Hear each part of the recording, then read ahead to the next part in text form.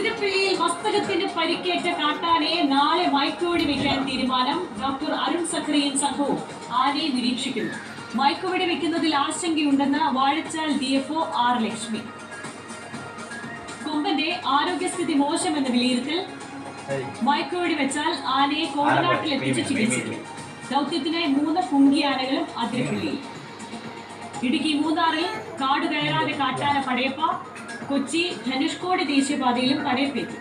ദേവികുളത്തിന് സമീപത്തെ ടോൾ ബൂത്തിലും എത്തി. ദേവികുളത്തെ റേഷൻ കടയും ആക്രമിച്ച് കാട്ടാന. മതപ്പാടിലായ പടയപ്പയെ കാട് കയറ്റാൻ